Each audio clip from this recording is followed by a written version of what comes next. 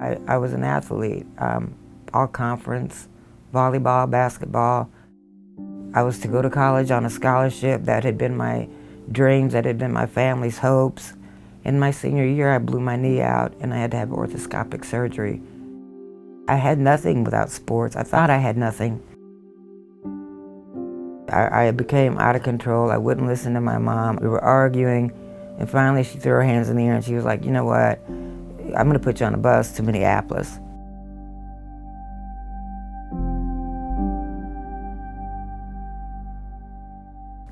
The lady who was my mother's friend, unbeknownst to them, my mom, her daughters were hooked on cocaine and crack. We used daily, you know, whether it was crack or IV drugs. And to support that, I was, you know, became involved in a life of crime. I served quite a bit of time in prison, off and on for about 9-10 years. I lived homeless from the time I got out of prison. Basically, I never had a set address.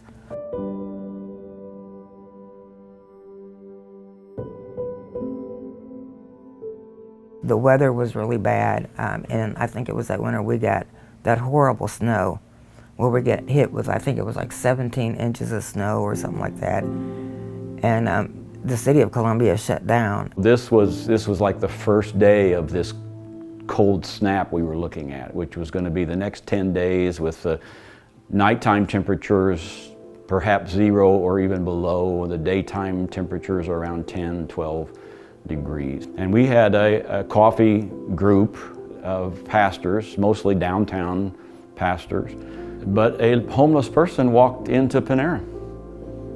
And their face was as red as it could be, and it looked like he'd been outside for days and days and days, and they had on layers of old clothes that I wouldn't have worn, and that started a whole different conversation in terms of, gosh, those poor people. It was the associate pastor at Calvary Episcopal Church, and she made the comment, somebody ought to do something. So that's the comment that I took back with me, and I walked back to my office and I sat there for a while.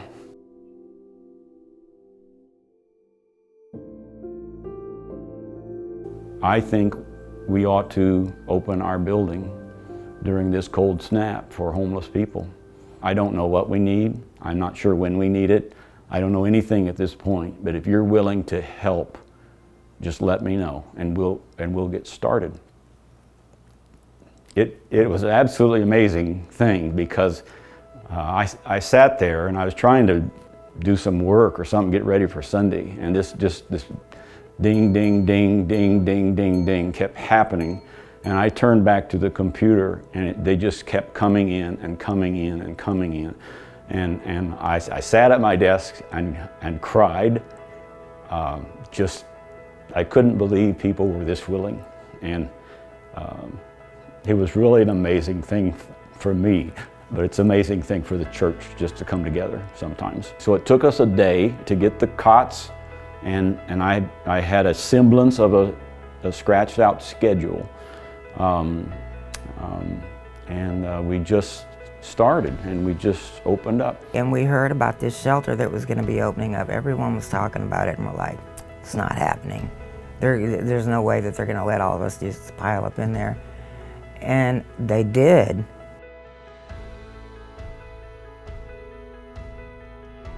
Amy Courtright over at the church across the street, noticed this and she said, how long are you going to do that? And I said, I've told my board that we're going to do this till Saturday.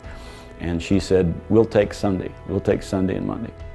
So there was the cooperation right there. It didn't make any difference what church you were, what faith you were, or anything else. It was, how can we help? How can we put this together?